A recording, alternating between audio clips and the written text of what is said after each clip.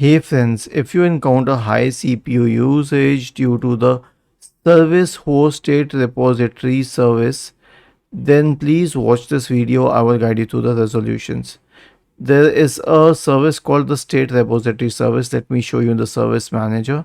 So search for services in the Windows search bar and open the services window.